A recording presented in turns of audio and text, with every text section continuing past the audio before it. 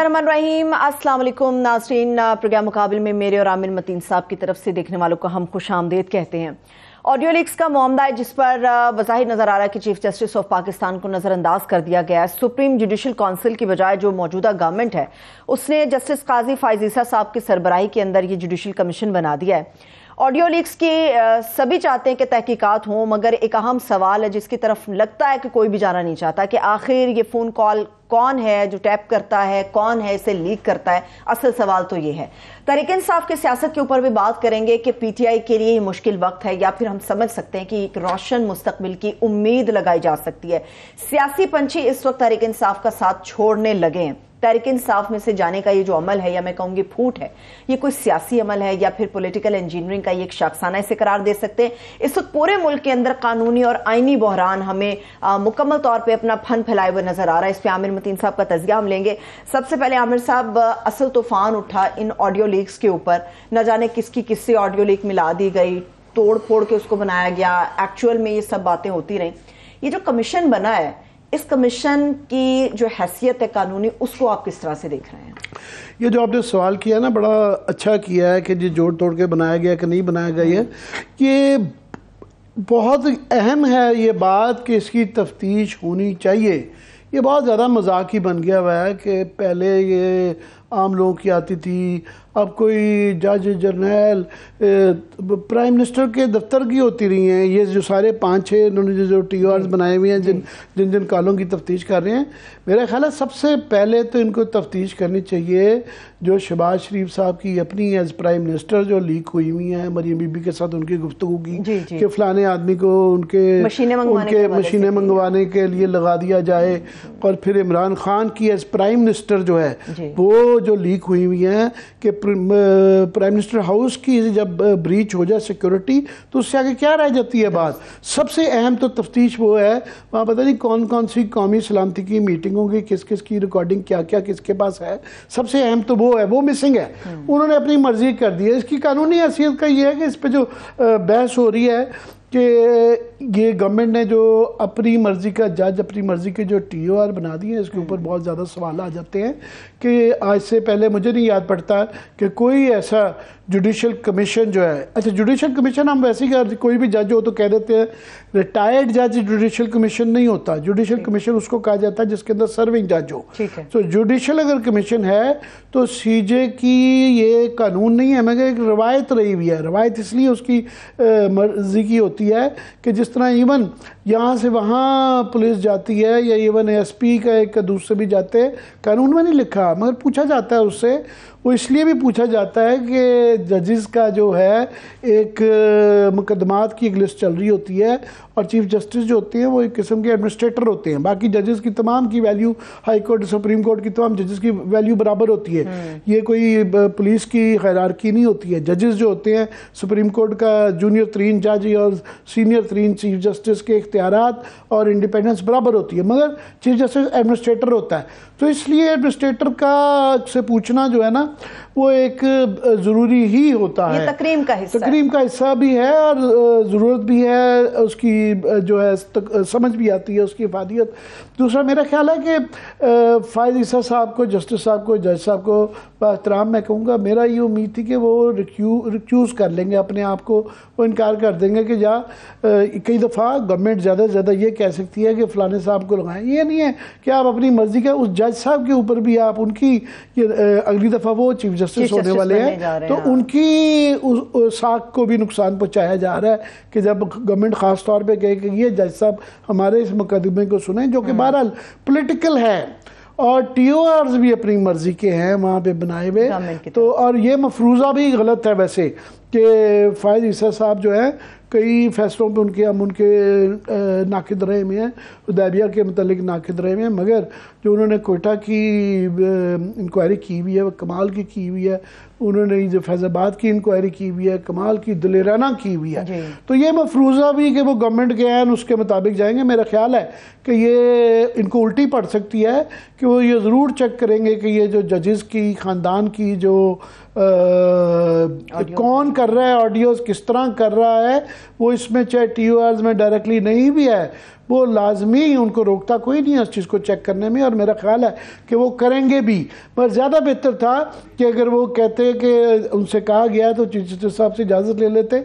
मेरा नहीं ख्याल है चीफ जस्टिस साहब ने इस वक्त, जितना कि ऑलरेडी मुनक़सिम अदालत हुई हुई है, उनको इनकार करना था। हाँ ये था कि उसके ऊपर एक ज़रा चीफ जस्टिस सुप्रीम कोर्ट की मोहर भी लग जाती। TORs, यस, TAR को एक्सपेंड कर देना चाहिए था। कल को फिर तो अक्सरियत जो होगी, गवर्नमेंट की अक्सरियत होती है तो वो कुछ भी अपनी मर्जी के TOR करे। फॉर एग्जाम्पल ज़ियाउल-हक ने रेफरेंडम करा लिया कि अगर आप इस्लामी के मुताबिक चलते हैं, अच्छे मुसलमान हैं, तो उसका मतलब उन्होंने निकाल लिया कि जी ज़ियाउल-हक हमें कबूल है। तो कल को कोई भी इस तरह के TORs बना दे, जज साहब अपनी मर्जी का बता दें, और TORs फॉर एग्जांपल कुछ भी फिर तो हो सकते हैं ना कि जी पाकिस्तान के आधे बंदों को अंदर कर दिया जाए और बुनियादी हकूक सलब कर दिया जाए। तो आप इस पे तफ्तीश, इन TORs में रह के तफ्तीश करें और ये जज साहब करें। ये तो फिर मादर पिदर आज़ाद हो गया ना। फिर पहले ही बड़ा अल्हम्दुलिल्लाह कंट्रोवर्सीज हो रही हैं। 30 दिन के वक्त के अंदर आपको लगता है मुनासिब नहीं था कि पहले ये पॉइंट उठा दिया जाता कि देखना ये भी होगा कौन इसको टैप और कौन इसको लीक करता है। सबसे अहम बात ये है कि ये पहले भी जस्टिस आसिफ खोसा साहब का अरशद मलिक के केस के अंदर ये फैसला क्लियरली आया हुआ। उन्होंने कहा जी ये इसके अंदर जो है, पहले तो जिस शख्स ने लीक की है, जिस शख्स ने रिकॉर्डिंग की है, वो शख्स आए, खुद आए। कोई एक आदमी लेके आ जाता है कहीं है, वो नहीं है। जिसने लीक किया है वो खुद पेश हो कि जी मैंने ये रिकॉर्डिंग की है, ये फलानी जगह से की है, किस कानून के तहत की है। और गैर कानूनी रिकॉर्डिंग करना वैसे ही गैर कानूनी काम है। एक गैर कानूनी काम के ऊपर मज़ीद तफ्तीश करना कि ये पता किए बगैर कि चोरी किसने की है, और चोर को छोड़ के आप ये कहें जी चोरी का जो माल है ये चेक करें कि इसकी तकसीम ठीक हो रही है या नहीं हो रही, कि उस तरह की ये मिसाल तकरीबन बन जाती है। तो ये इसके ऊपर काफ़ी सारे सवालात हैं। और मज़ीद इसके ये है कि इसका TORs के ऊपर भी सवाल है, फिर जज साहब के ऊपर भी सवाल है। फिर इससे रिलेटेड एक और है कि जो 5 उनको दी हुई हैं, उनको जो सूट करती है ना, 5 रिकॉर्डिंग्स दी हुई हैं उनको दिए। और इसके अंदर जो है फॉर एग्जांपल ये अब्दुल कयूम सिद्दीकी की और तारिक रहीम साहब की, तारिक रहीम साहब हमने प्रोग्राम में पूछा था। उनका जनाब ये एक वकील का बिल्कुल हम थोड़े से जितनी बुनियादी हमारी है, हम भी ऑब्जर्वेशन देके कई दफ़ा बता सकते हैं कि फैसला इस तरफ जा रहा है। उन्होंने कहा कि हमने जब कह दिया जस्टिस अतर मिनल्ला ने कि हम ये फैसले को ऑब्जर्वेशन में के रिवर्स करेंगे। रिवर्स का 1 2 3 4 मैंने बताया था। इसके मंतकी जो है ना, ये तरीकाकार होगा। 4 बजे ये मैंने बताया था। ये मंतकी मेरी 30 साल का तजर्बा है, तो मैं उस पर वो कर सकता हूँ। तो वो उसको उस पर तफ्तीश करना, और फिर जो है उनकी बेगम साहबा के चीफ जस्टिस की सास के साथ एक गुफ्तगू है। मेरी सारी मासी चाचियाँ, आपकी खाला मासी, सब आपस में आपसे भी कहते होंगे कि आप क्या कर रही हैं। हर कोई आजकल पोलिटिसाइज है, जो कि बड़ी अच्छी बात है। मेरी एक खाला हैं जो कि लंदन में होती हैं, उनकी बड़ी ज़्यादा एक सियासी पार्टी से वाबस्तगी है, तो मुझे रोज़ डांट पिटती है। वो चाहती है मैं उनकी मर्ज़ी का प्रोग्राम करूँ, तो मैं उनकी तकरीम करता हूँ तो मैं जी हाँ करता रहता हूँ। मगर अब कोई रिकॉर्डिंग सुने तो उसकी हो जाए तो वो लगेगा कि जी मैं बिल्कुल उनकी उसके मुताबिक जो है ना साजिश कर रहा हूँ। में सियासत पे बात होती है नॉर्मल है जो है इसमें उसकी जो है। अब उसके अंदर फिर एक ये भी शक पड़ जाता है ना, क्योंकि फ़ायज़ ईसा साहब पे जो कि गलत रेफरेंस बनाया गया था, नहीं बनना चाहिए था, और उनकी फैमिली को इन्वॉल्व किया, उनकी बेगम साहबों को इन्वॉल्व किया, उनके बच्चों को इन्वॉल्व किया गया, उनकी बेगम साहब ने मुकदमा लड़ा, तो वो एक पर्सनल एलिमेंट भी आ जाता है कि आप मेरी फैमिली तक जाएंगे तो शायद मैं आपकी फैमिली को भी। उसके अंदर उन्होंने जिक्र किया है कि कुछ उम्र रसीदा लोग हैं जिनकी वजह से शायद लाहौर में जाके तफ्तीश करनी पड़े। तो अब 2 खवातीन, तो वो एक खातून तो चीफ जस्टिस की सास है ना, अब उनको जब अदालत में बुलाया जाएगा या उनके पास एक बंदा भेजा जाएगा तो जाहिर है वो पहले ही इतनी कंट्रोवर्शियल हो गया है। तो ये अब नवाज शरीफ साहब कई दफ़ा अदालत में पैनमा के अंदर क्या उन्होंने कहा मेरे बच्चे बालिग हैं, उनके जो मर्जी वो काम है, मैं उसका जिम्मेदार नहीं हूँ। तो चीफ जस्टिस साहब अपनी सास के ख्यालात के कैसे जवाब हो सकते हैं, किसी की भी सियासी किसी के, मैं अपने बच्चों के खास तौर पे अगर वो एडल्ट हैं तो मैं कैसे जिम्मेदार हो सकता हूँ कि जी उनके क्या वाबस्तगी है या क्या हालात है, उनका उनसे पूछा जाए। तो ये इसके अंदर एक थोड़ा सा एलिमेंट आ गया हुआ है कि जिसके ऊपर काफ़ी सवाल है। एक आमिर साहब ये भी सवाल उठ रहा है कि अगर ये साबित हो जाता है कि जजेस या जिनके मुतालिक ये ऑडियोज आ रही थी, ऑडियो वीडियो लीक हुई थी, अगर तो उनकी रेपुटेशन पे क्वेश्चन मार्क आ जाता है कि जी उन्होंने ऐसा काम नहीं किया मगर उनकी रेपुटेशन को खराब करने की कोशिश की, तो उसकी सजा क्या होगी, क्या कमीशन उस पर कार्रवाई करेगा, ये भी तो तय करना बाकी है। कमीशन TORs के अंदर तो उन्होंने आगे पेश करना है, उसके बाद जो है अब ये भी एक सवाल है कि उसके कमीशन के ऊपर क्या फैसला अदालत करेगी या पार्लियामेंट करेगी, प्राइम मिनिस्टर करेगी, एग्जीक्यूटिव करेगी। दूसरा ये है कि अदालत जो है ना वो तफ्तीशी इदारा नहीं होता, वो तफ्तीश को जिस तरह पैनामा के अंदर उन्होंने JIT बना दी, तो ये पहले अभी भी वो शायद FIA को कहेंगे, उन्होंने कहा है जी हम पंजाब फॉरेंसिक को कहेंगे, सुली तौर पे ये पहले FIA को भेजनी चाहिए थी गवर्नमेंट को कि जनाब अब ये तफ्तीश करके बताएं कि ये कौन रिकॉर्डिंग कर रहा है। ये सबसे बड़ा इशू तो ये है, ब्रीच ऑफ सिक्योरिटी है कि प्राइवेट सिटीजन्स की और गवर्नमेंट के हाई ऑफिशियल्स की ये ब्रीच ऑफ सिक्योरिटी हो रही है, ब्रीच ऑफ प्राइवेसी हो रही है, बुनियादी हकूक़ की खिलाफ वर्जी हो रही है कि कौन कर रहा है। और फिर उसकी फॉरेंसिक भी जो है FIA के पास ये फैसिलिटीज़ हैं, आई एम श्योर ये उससे करवाएंगे, अब ये देखा जाएगा। मगर तफ्तीश खुद नहीं कर सकते, अदालत तफ्तीश नहीं करती है। ट्रायल में और तफ्तीश में फ़र्क होता है, तफ्तीश को सुपरवाइज कर सकती है। दूसरा इसके अंदर एक और इशू जो बहुत ज़्यादा अभी इसके अंदर तो जिक्र नहीं है, वो एक अमेरिकी कांग्रेस वुमन है मैक्सिम साहबा, उनकी एक चल रही थी कि जी वो खान साहब के साथ उनकी एक जी उसको भी कहा जाता है ऑडियो लीक्स है। अभी वो सलमान अहमद साहब ने उसको क्लैरिफाई किया है कि जनाब ये एक 8 मई को जूम हुई थी, और मैंने खुद जब उनका पढ़ा था कि उन्होंने वो सलमान साहब, जुल्फ़ी साहब जो है ना, इस तरह के लोग, ये भुट्टो साहब के एक होते थे नूरा साहब होते थे, बड़े क्लोज थे, मुलाजिम थे उनके, मगर वो उनके बड़े करीब थे। अच्छा। तो ये नौशी साहब के एक हाजी साहब होते थे, मेरे सामने वो हाजी साहब से मशवरा था, क्यों जी हाजी की करना चाहिए था, वो कहता हाजी साहब यूँ कर दें, उन्होंने कहा सईद मेरे साहब ऐसे कर दें, मेरे सामने पॉलिसी ये तब्दील हाजी साहब के कहने पर होती देखी भी है। तो ये पढ़े लिखे इंग्लिश स्पीकिंग नूरे हैं, जुल्फी बुखारी हुआ, ये जो सलमान अहमद है, कार्रवाई डालनी होती है इन्होंने। तो ये कोई जो वहाँ पे एक पाकिस्तान काउंसिल की कोई सो कॉल्ड मीटिंग बनाई हुई है, उसके अंदर ये जूम मीटिंग हुई हुई है, तो ये कोई इस तरह की बड़ी बात नहीं है। वहाँ पे ये यहाँ पे बड़ी बात समझी जाती है। हमने बीबी मोहतरमा बेनज़ीर भुट्टो साहबा, उनकी भी एक कमज़ोरी थी, और वहाँ पे मैं अमेरिका में उस वक्त बेस था, कार्रवाई डालने के लिए अब्दुल्ला रियाड़, अकबर ख्वाजा साहब, इस तरह के लोग होते थे, बीबी आपकी कांग्रेसमैन से बात करवाने। और बीबी जब बुरे हालात में थी तो हमें भी कई दफ़ा शर्मिंदगी होती थी। मैं उनको खुद कई दफ़ा कहा, मैडम प्राइम मिनिस्टर आपका ना, जब साबिक प्राइम मिनिस्टर थी, आपकी शान नहीं है कि आप एक असिस्टेंट सेक्रेटरी के भी जो सेक्शन अफसर टाइप अफसर से जाके आप मुलाकात करती फिर रही हैं, और वो जो मुलाकात करवा देता था वो उसको क्रेडिट मिलता था। सेनेटर बन गए ये लोग, अब्दुल्ला रियाड़ सेनेटर बन गया, अकबर ख्वाजा सेनेटर बन गया, और ये कोई ऐसी बड़ी बात नहीं है। एक ज़माने में वहाँ पे पाकिस्तानी कॉकस होती थी जो कि इंडिया के कॉकस से भी बड़ी होती थी, और पाकिस्तान के वो 50-60 के, अभी वहाँ पे 535 जो है ना, अगर सेनेट और कांग्रेस के हाउस ऑफ रिप्रेजेंटेटिव जो ईवान ज़ेरी हैं वहाँ का, उसको मिला लें 535 हैं, उसमें 2-3 के अगर ये व्यूज़ आ गए फ़र्क नहीं। हाँ, इमरान खान पे इस बात की एक तनकीद बड़ी जायज़ है कि उसमें कोई जो मैं सुनी है उसके अंदर ऐसी कोई बात नहीं है, वो कार्रवाई डाल रहे हैं सलमान साहब, वो कह रहे हैं कि जनाब ये हमारे साथ ये जुल्म हो रहा है, तो मगर उन पे इसलिए ये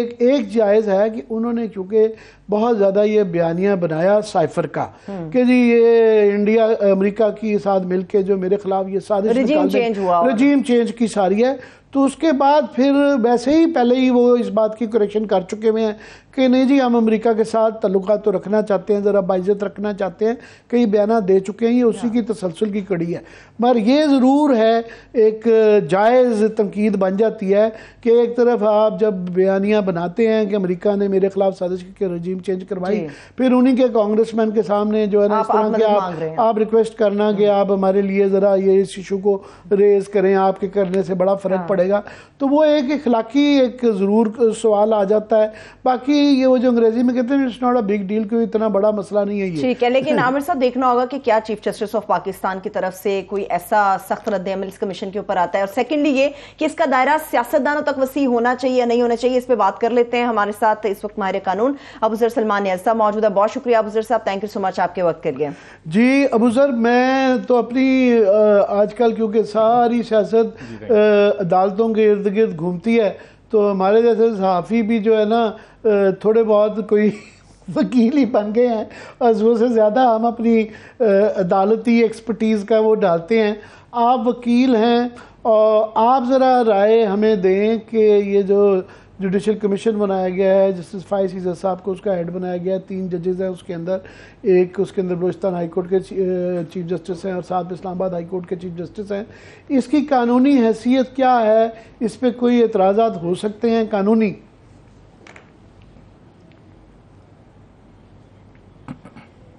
देखें आमिर साहब, बड़ा अच्छा आपने सवाल किया है। इसको मैं 2 हिस्सों में डिवाइड कर दूंगा। पहला तो इसका है जो इसकी कॉन्स्टिट्यूशन है, जो जिस तरीके से इसको बनाया गया है, और दूसरे इसके जो TORs हैं उनमें क्या प्रॉब्लम है। पहले मैं ज़रा आ जाऊँ इसकी कॉन्स्टिट्यूशन पे। अगर आप इसके TORs पढ़ें तो इसमें लगभग कोई 4 से 5 ऐसी चीज़ें इन्होंने बताई हैं जो सुप्रीम जुडिशल काउंसिल जो है पाकिस्तान की आर्टिकल 209 के नीचे बनती है। उसके फंक्शंस भी वो इनडायरेक्टली या इम्प्लाइडली आप कह रहे हैं यूजर्व कर रहा है। तो इस वजह से पहला इस पे जो नुक्ता है या इसके खिलाफ जो बात आती है वो ये है कि इसकी कॉन्स्टिट्यूशन जो है वो आर्टिकल 209 की वायलेशन में बनी है, क्योंकि सुप्रीरियर कोर्ट के कॉन्डक्ट को आप इनडायरेक्टली जजेस को रेगुलेट करेंगे इसमें, या उसके मिसकॉन्डक्ट को देखेंगे, तो इस वजह से ये आप 209 की वायलेशन कर रहे हैं। पहला इसमें तो ये बात आती है। फिर दूसरी बात, आपने इसमें सुपीरियर जुडिशरी के जो जजेस हैं उनको नॉमिनेट कर दिया है as members and chairman of the commission.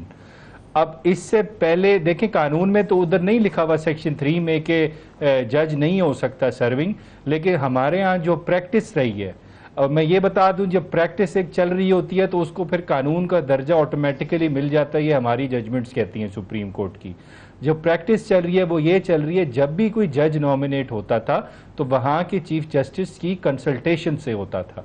इस वजह से आप देख लें जो सलीम शहजाद का कमीशन बना था, उसके अलावा एबटाबाद कमीशन बना था, आपको पता है, उसके अलावा जो धांधली कमीशन बना था, वो सब जो चीफ जस्टिस थे उनकी कंसल्टेशन से अपॉइंट किया गया था मेंबर्स ऑफ द कमीशन को।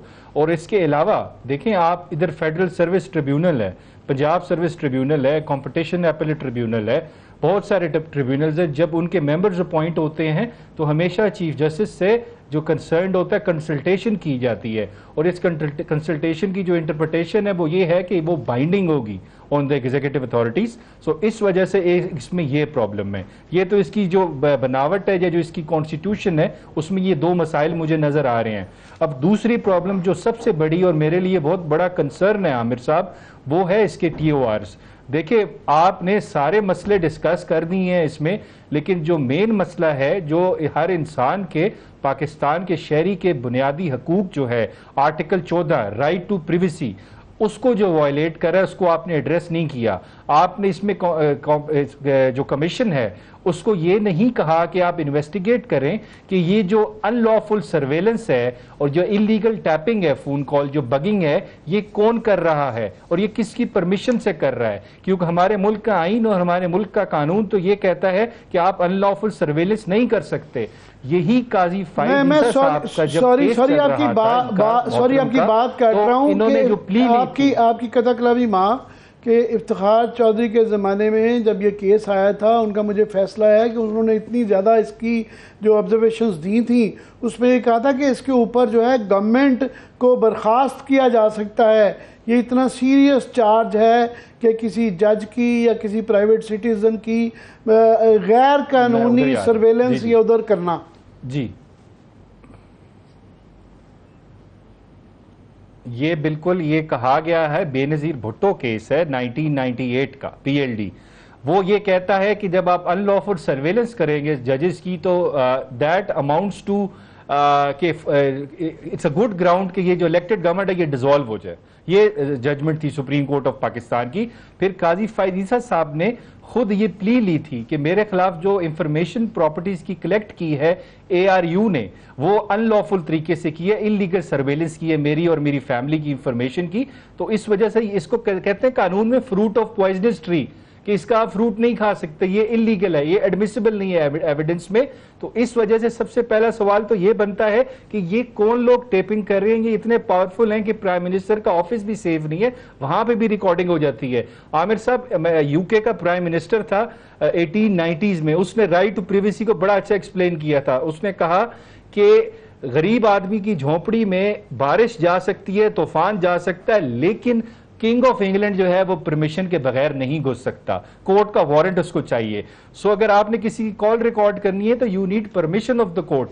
इस पे आसिफ सईद खोसा साहब की बड़ी अच्छी जजमेंट आई है, आपने वो देखी होगी। उसमें उन्होंने कहा अगर एडमिसिबल करनी है आपने ये कॉल रिकॉर्ड, तो उसके लिए जरूरी है कि जिस शख्स ने रिकॉर्डिंग की है वो सामने आएगा, कोर्ट में पेश होगा, और जिस डिवाइस से रिकॉर्डिंग की है वो भी वो प्रोड्यूस करेगा। ये बाइंडिंग है सुप्रीम कोर्ट की जजमेंट। सो इस वजह से जिन चेहरों ने इसको रिकॉर्ड की है, जितनी भी कॉल्स हैं, उनको पहले सामने आना पड़ेगा, अदरवाइज इनकी कोई कानूनी वुकत नहीं रहेगी। इस वजह से मेरे ख्याल से ये बहुत बड़ा प्रॉब्लम है। सबसे सीरियस प्रॉब्लम ये है, आपने बिल्कुल बजा फरमाया, सुप्रीम कोर्ट कह चुकी है this amounts to the dissolution of government, उसका ग्राउंड आ जाता है। ये इतनी बड़ी सीरियस आपकी पेटेंट वायलेशन है आर्टिकल 14 जो राइट टू प्रिवेसी है।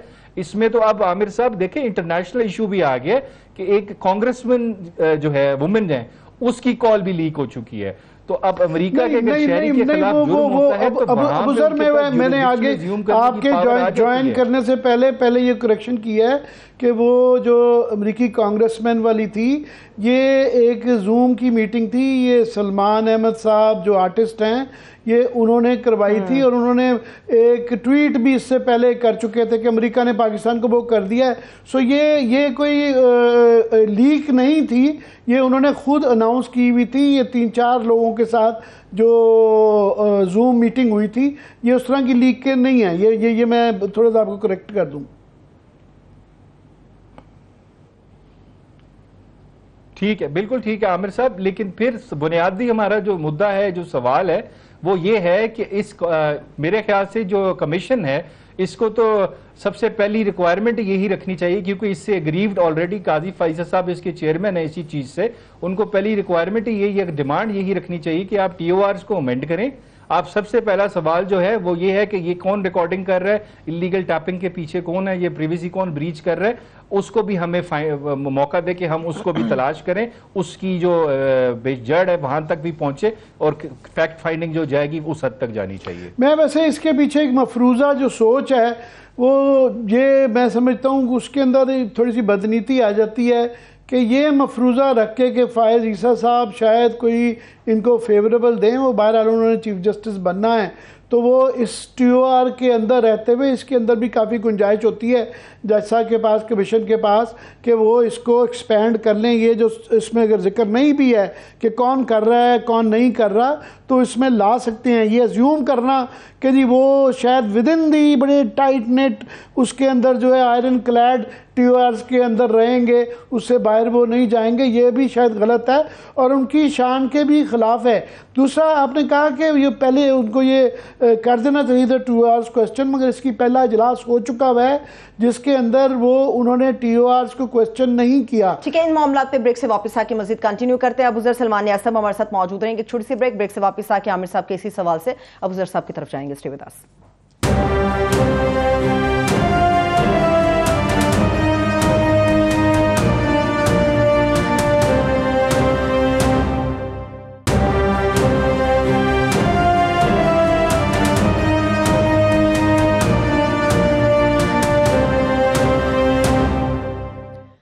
ब्रेक के बाद एक बार फिर से खुश आमदेद कहेंगे। अबूजर सलमान नियाज़ी हमारे साथ मौजूद है। आमिर साहब, ये भी एक बहस है जिसके ऊपर तब से ये मामला चल रहे हैं जब पता चला कि जी आर्मी एक्ट के तहत मुकदमा चलाए जाएंगे।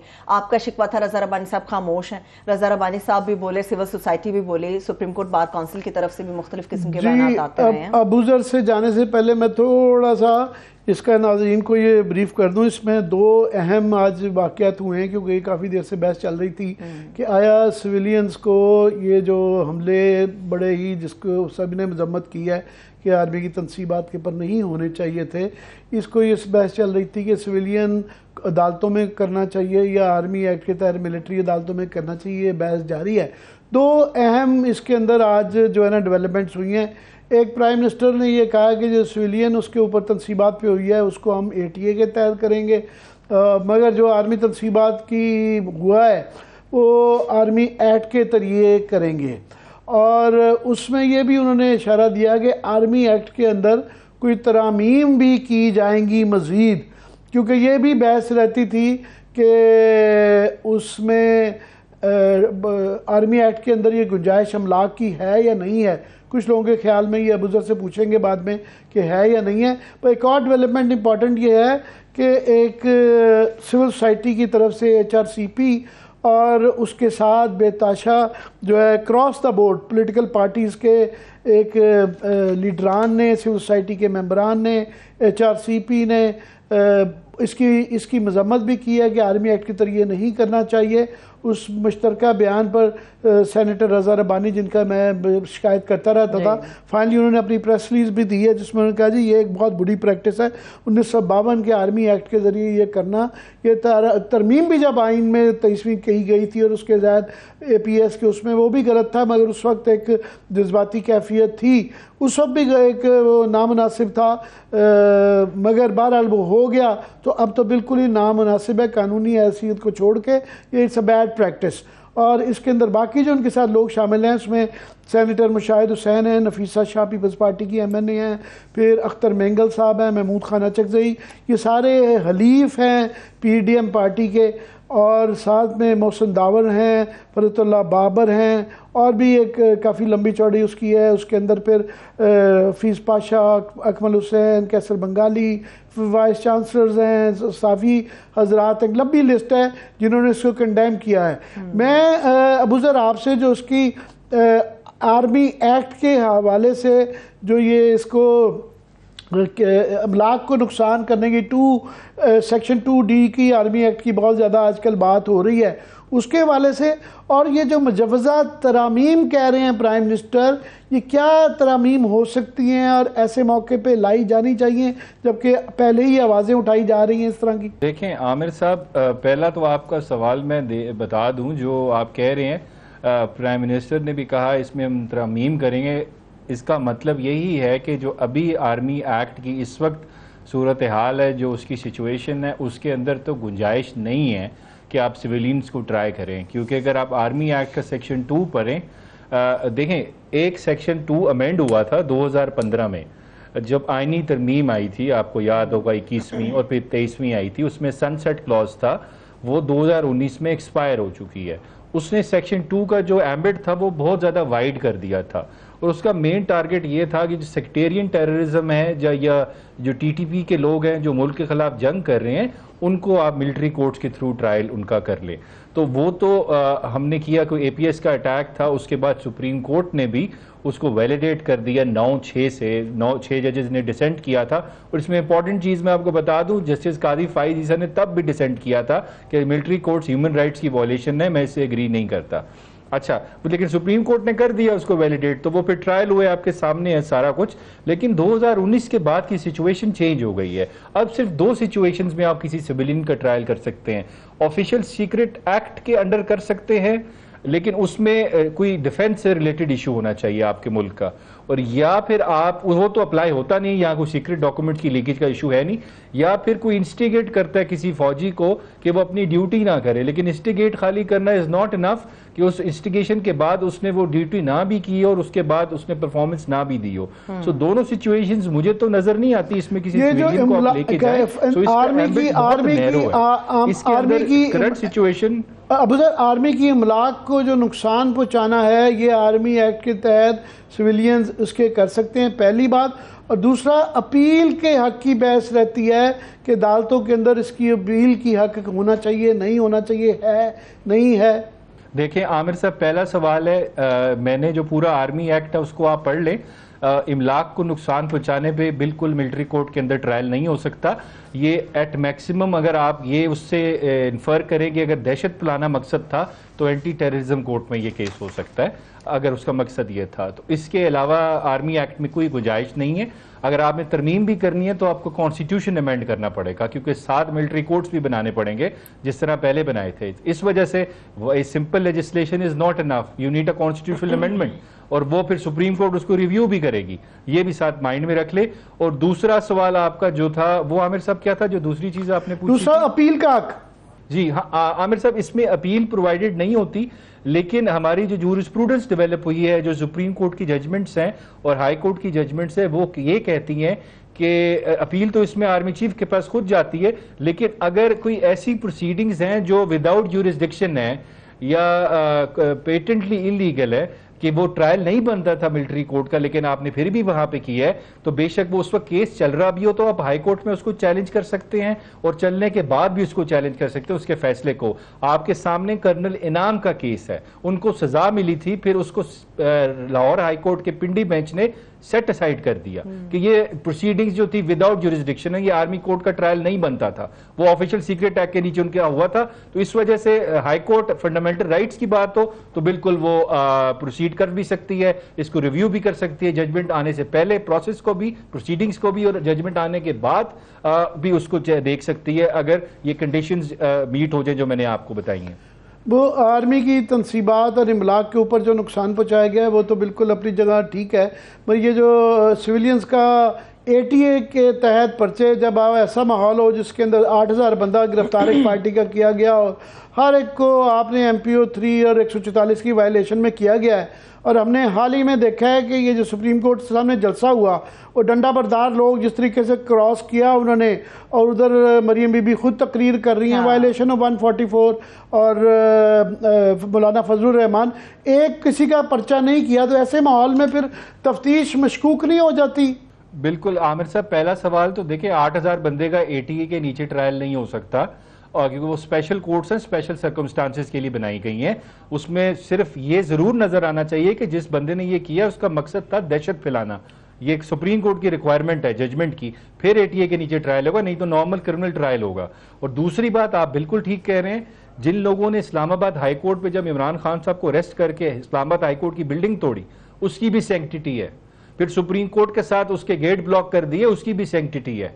तो अगर उनका भी फिर आपने ट्रायल करना है तो फिर उनका भी आपको ट्रायल करना पड़ेगा, उनके खिलाफ भी पर्चे काटने पड़ेंगे, क्योंकि अगर आप दो जमातों में फर्क करेंगे तो फिर केओस और एनार्की आपके मुल्क में और फैलेगी, एग्जीक्यूटिव पे ट्रस्ट जो है वो भी खत्म होगा। आपको साफ फर्क नजर आएगा कि आर्टिकल 25 जो कहता है डिस्क्रिमिनेशन नहीं होनी चाहिए, आप डिस्क्रिमिनेशन करेंगे तो उसके बाद फिर रिएक्शन भी उसका आएगा और इस तरह क्रिटिसिज्म भी आएगा। सही है, बहुत शुक्रिया, thanks so much. Abuzar Salman Niazi हमारे साथ मौजूद है। अभी एक ब्रेक की तरफ चलते हैं, जब ब्रेक से वापस आएंगे एक तो ये बात हम करने जा रहे हैं कि आने वाला दिन या आने वाले चंद घंटों के अंदर क्या वाकई हम देखेंगे कि इमरान खान साहब को गिरफ्तार कर लिया जाएगा। मगर इसके साथ साथ जो छोड़ के जा रहे हैं तहरीक इंसाफ को, वो तो अपनी जगह पर अलग खड़े हैं, मगर जो तहरीक इंसाफ की सफ में डट के खड़े हैं उनका अपना सियासी मुस्तकबिल क्या बनेगा। एक ब्रेक से वापस आके बात करेंगे, हमारे साथ रहिए।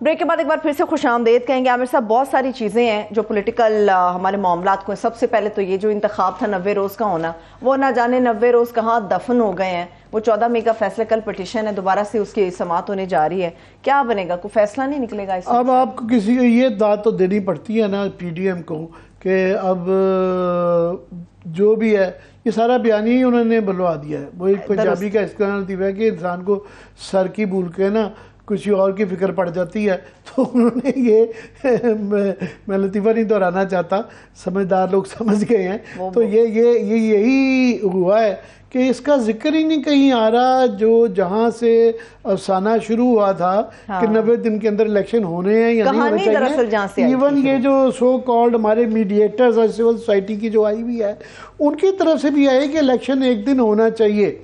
जो है इलेक्शन एक दिन क्यों होने चाहिए भाई? आइन के अंदर कहाँ लिखा हुआ है? ये मैं इनके भी पढ़ रहा था कि एक दिन होना मुनासिब है, बिल्कुल मुनासिब है।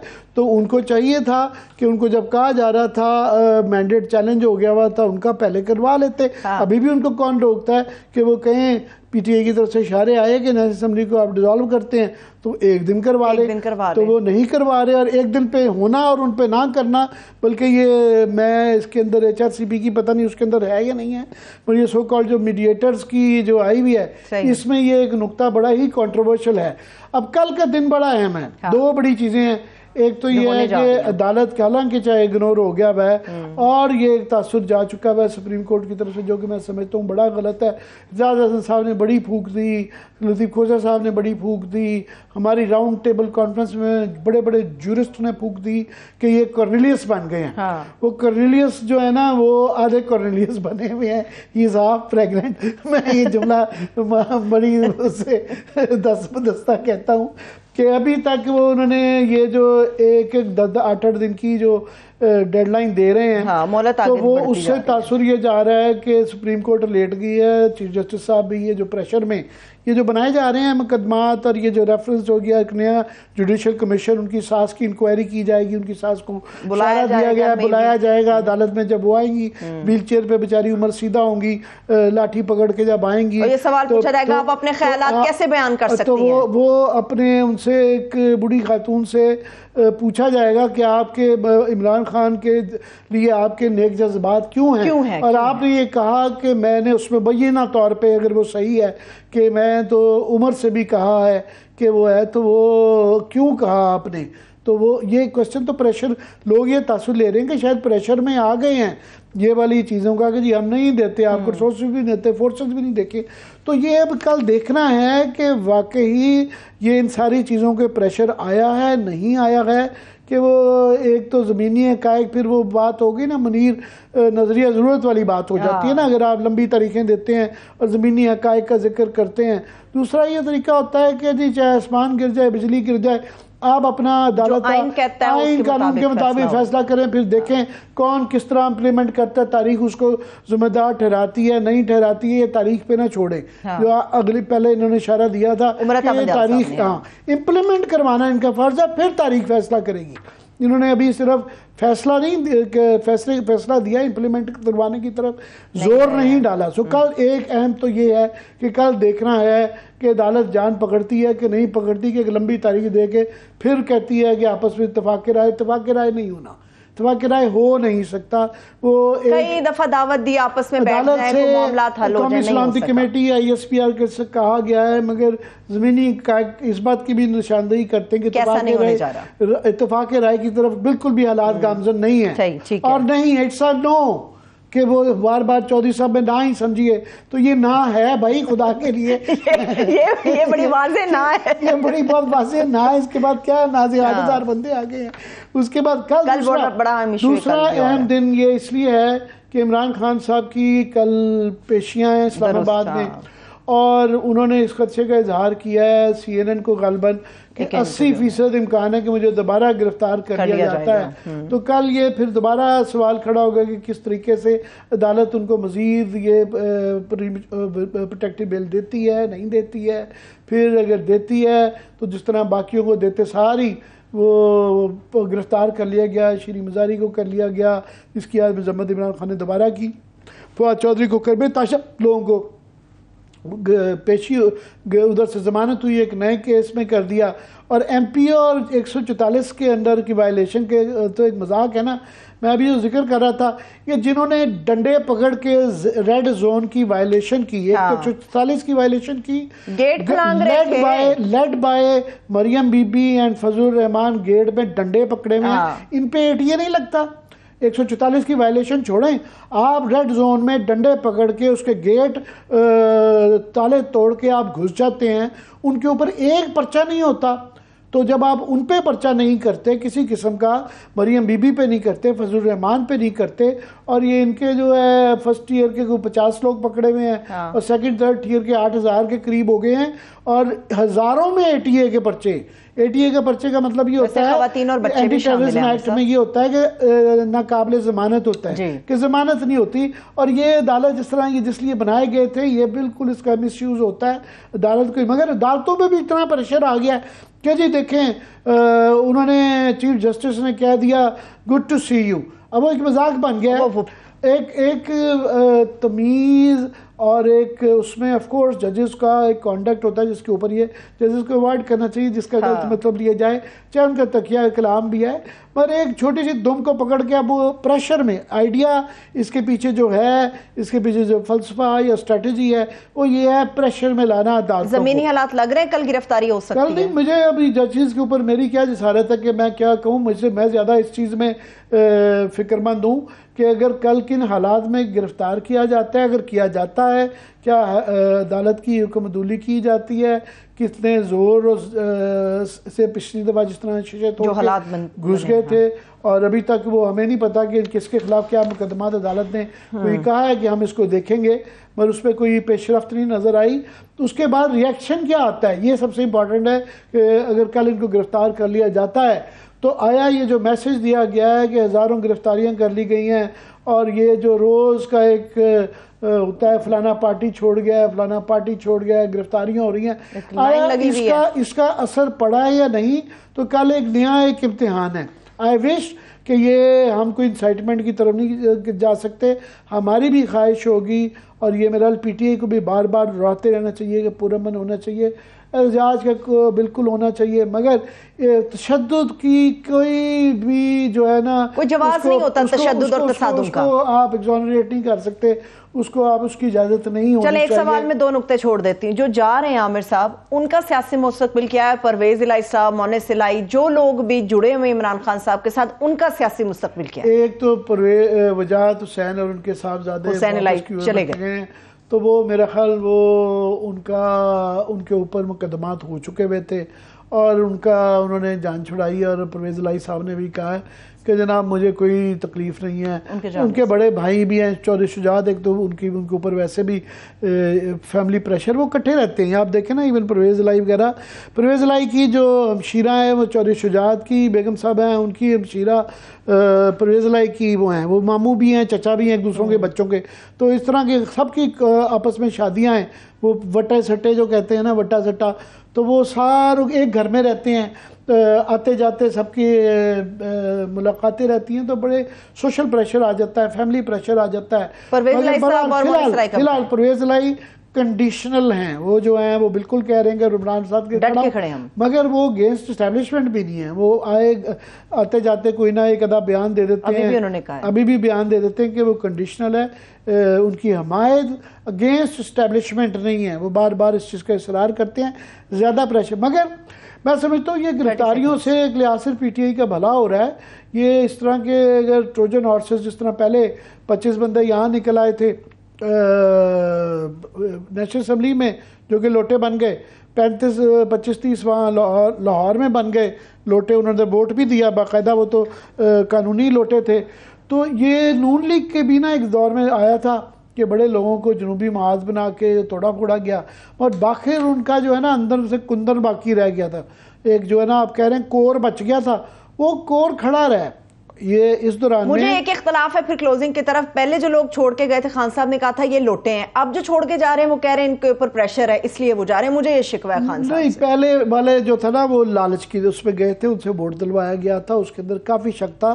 कुछ बाइज़त लोग कहते हैं कि जी हमने खान साहब ने वो नहीं है, मगर बाइज़त तरीका होता है कि आप रिज़ाइन कर दें, ये ना कहेंगे जी खान साहब ने हमें लिफ्ट नहीं कराई थी, हमें एतजाज आता है, या असम्बली में आप तकरीर करते पहले, या उस वक्त उनके दौर में बोले वो नहीं है।